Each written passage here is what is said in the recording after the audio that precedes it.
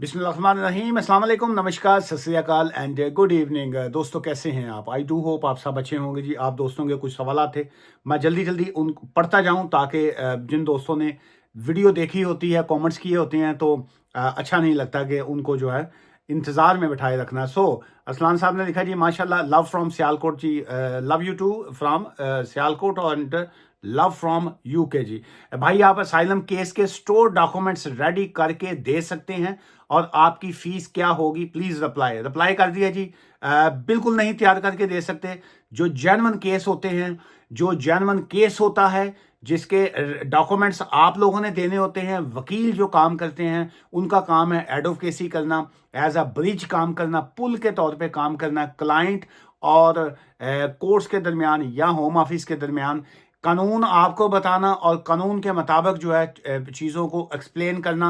ये जो लोग डॉक्यूमेंट्स वगैरह तैयार करते हैं या कोई इस किस्म का केस बना के देते हैं, दैट्स अ क्रिमिनल ऑफेंस। अगर कोई वकील आपका केस खुद बना के देता है, आपको स्टोरी बना के देता है और वो केस फाइल करता है, दैट्स अ क्राइम। जो है उसकी बेस के ऊपर होम ऑफिस ने बहुत से वकीलों के लाइसेंस कैंसिल किए, फर्म जो थी वो ताले लग गए, बंद हो गए और लोगों की फाइलें जो थी वो होम ऑफिस ने कब्जे में ले ली। और उसके बाद लोग जो थे वो धक्के खाते फिर रहे थे जिन्होंने इस तरह का काम किया था। आप गूगल करके इसको सारी चीज़ों को आप पढ़ भी सकते हैं जी। सर, क्या हस्बैंड यूके में क्या जी केरर हो तो वाइफ को बुलवा सकता है? देखिए, यूके में आपका जो हस्बैंड है, अगर वो एज अ केरर काम कर रहे हैं और वो DWP से उनकी पेमेंट आ रही है और उनके पास ब्रिटिश पासपोर्ट है या ILR है या सेटलमेंट है, तो देन जो है द आंसर इज कि वो उनको 29,000 पाउंड्स के थ्रेश होल्ड से वो एग्जेम्प्टेड हैं। तो वो आपका वीज़ा जो है वो as a spouse, as a dependent जो है वो अप्लाई कर सकते हैं। Sir, can we apply judicial review after rejection of FLR? FLR होती है जी फर्दर लीव टू रिमेन। क्या आपकी FLR की एप्लीकेशन जेन्युइन थी? क्या आपकी एप्लीकेशन जो थी, आपने सिर्फ टाइम बाइंग एप्लीकेशन थी या उसमें कोई लीगल जो पॉइंट्स थे तो और वो उसको उन्होंने कंसिडर नहीं किया? तो then the answer is yes. आप उसको चैलेंज कर सकते हैं on the basis of legal points के ऊपर। अदरवाइज जो है उसकी कोई बेस नहीं होती जी। अच्छा जी। और ये यहाँ पे कोई भाई साहब थे, उन्होंने कहा हुआ था कि जी आज ये कीजिएगा। कहाँ गया उनका? हाँ, मैं पहले उनका पढ़ लूँ। उन्होंने ये असलान साहब हैं, उन्होंने स्पेशल मैसेज किया था। उन्होंने लिखा ये very informative video, I love you brother. एक बार बाबा जी सियालकोट बोल दीजिएगा काइंडली नेक्स्ट वीडियो में, I am a big fan of you. लें जी, मैंने ये बोल दिया जी। वो क्या था, वो ऐसे करके वो उन दिनों चला था ना, क्या था, बोल दीजिएगा बाबा जी सियालकोट वाले, जो बाबा जी सियालकोट वाले। चलिए, मैंने बोल दिया जी, बाबा जी सियालकोट वाले, खुश रहिए। Love you sir ji, love you. और sir, I lived in a long time. I was separated from my partner. I come to the Pakistan. See my mom. My mom was sick. They emailed me after once I reached in the Pakistan. They told me you need to apply new application of your because you are outside the UK. I have a business there. I have a bank account. I lived very long time in the UK. Is any chance they can reinstate my visa? I don't know. आप जब UK में थी तो आपके पास जो था visa क्या था? लीगली स्पीकिंग अगर हम बात करेंगे, आपके पास अगर तो इंडेफिनिट लीव टू रिमेन था, ILR, और आप ILR के ऊपर जो है 2 ईयर्स तक आउटसाइड द कंट्री रह सकते हैं। लेकिन अगर आपको 2 ईयर से ज्यादा हो गए और आपके पास ILR था, तो वहां पे आपको स्पेशल ग्राउंड्स के ऊपर जो है आप उनको मेंशन कर सकती हैं कि आप आउटसाइड दी कंट्री ज्यादा टाइम आप क्यों गुजारा। आपकी मम्मी सिक थी, आपके पास एविडेंस है। ये सिर्फ उसी ग्राउंड पे आप वापस आ सकती हैं अगर आपके पास ILR था। अगर आपके पास कोई और वीज़ा था और आप यूके में बड़ा असर रहती नहीं, डजेंट मैटर। आपका बिजनेस था यहाँ पे, तो इलीगल लोगों ने भी बिजनेसेस खोले होते हैं। यहाँ पे बहुत से लोग जो पुराने आए हुए हैं, जिनके पास इस वक्त वीज़ा स्टेटस नहीं है, उनके पास NHS भी उनका रजिस्टर्ड है, उनका बैंक अकाउंट्स जो है वो भी चल रहे हैं, ड्राइविंग लाइसेंस भी उनके चल रहे हैं। ये जो नए लोग आ रहे हैं उनके लिए इस तरह की दिक्कत हैं कि उनका NHS में इश्यूज आ रहे हैं, या उनका ड्राइविंग लाइसेंस नहीं बनता, या उनके बैंक अकाउंट्स जो हैं उसमें प्रॉब्लम्स या हर्डल्स आ जाती हैं। पुराने लोग जो थे उनके पास तो है, सारा कुछ उन्होंने किया होता था, जैसे भी किया होता था, लीगल था, इलीगल था, वट एवर। लेकिन बहरहाल आपका ILR है तो yes you can come back, अगर वो नहीं है तो फिर आप नया वीज़ा नई ग्राउंड के ऊपर नई application according to your circumstances file कर सकती हैं and then they will decide कि आपको उन्होंने आपका क्या करना है। सर मैं असाइलम केस लाया सी एंड नो मैनू कोई ਕੰਮ नहीं मिलिया, मैनू 5 महीने हो गए परमिशन तू वर्क मिल सकता है जे अप्लाई करा। अच्छा देखिए असाइलम केस का सिंपल सा लॉ ये है, अगर कोई शख्स जो है उसके पास अगर पहले वैलिड लीव थी, अगर कोई स्टूडेंट था या स्किल्ड वर्कर वीजा या स्पाउस जो भी था, अगर उनके पास पहले परमिशन थी उसके बाद उन्होंने असाइलम क्लेम किया, उनकी वो जो परमिशन टू वर्क पहले वाली चलती रहती है।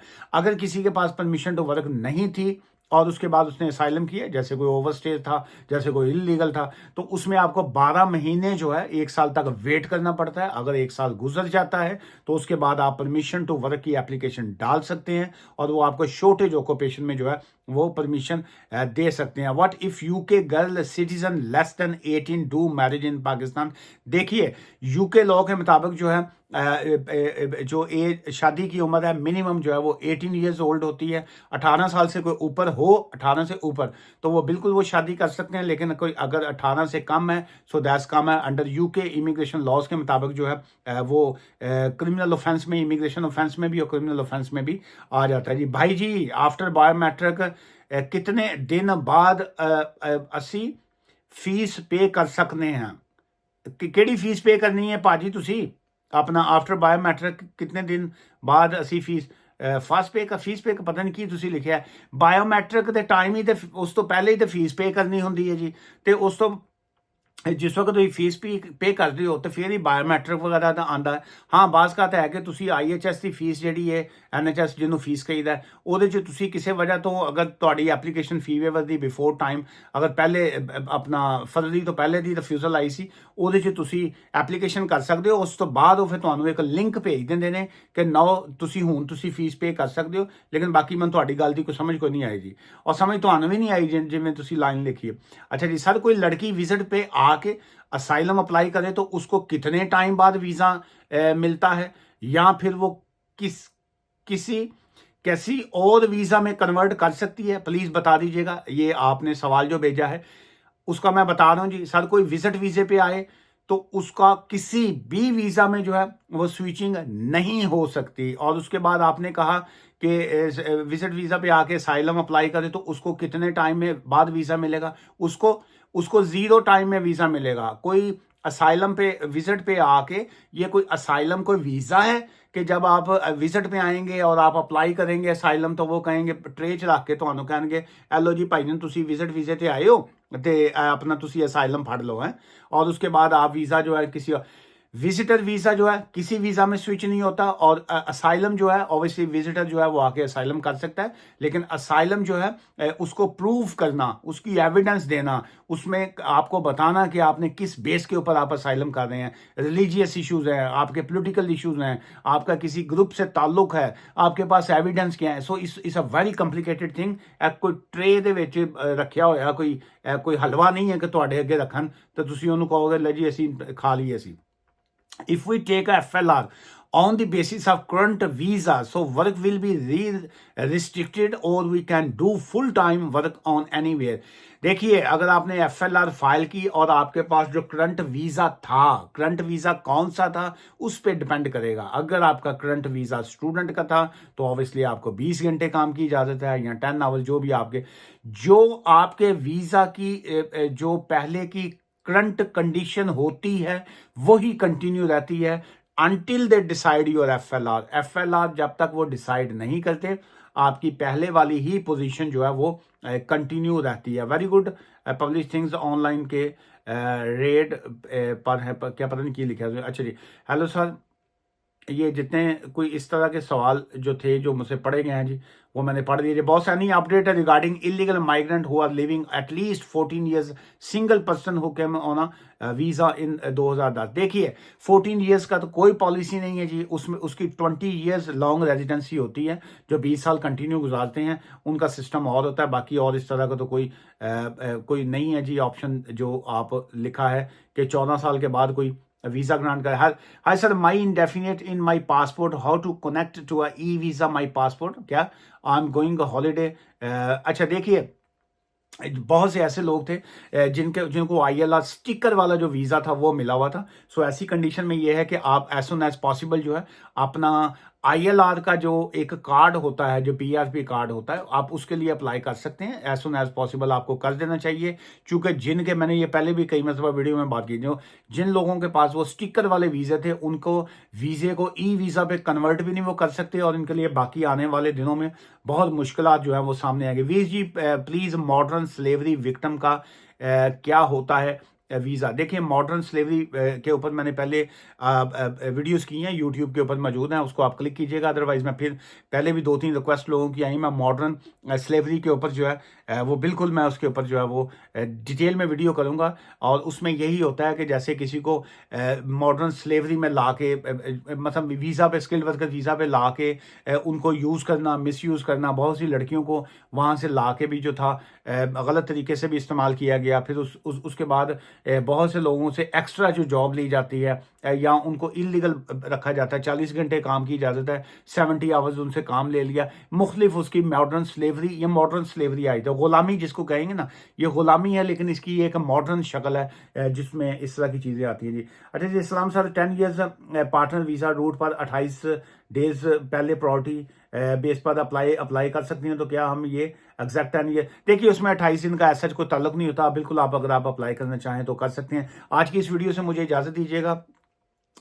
स्पॉन्सर लाइसेंस अगर आप अप्लाई करना चाहते हो, या स्किल्ड वर्कर वीज़ा जो है वो आप अप्लाई करना चाहते हो, सो उसमें I have a good expertise, तो उसमें स्पॉन्सर लाइसेंस जो है उसके हवाले से जो है आगे की मैं नेक्स्ट वीडियोस जो है स्पॉन्सर लाइसेंस के ऊपर ही मैं करूँगा, उसके मुख्तलिफ हम एपिसोड्स करेंगे। आज की इस वीडियो से इजाज़त दीजिए। मुझसे मिलना चाहते हो, यू आर मोस्ट वेलकम, लेकिन अपनी अपॉइंटमेंट बुक करके, और मैं ऑफिस में मिलने के या फ़ोन एडवाइस की जो है वो कंसल्टेशन की फ़ीस चार्ज करता हूँ जी। दुआ में याद रखिएगा। Take care, bye for now.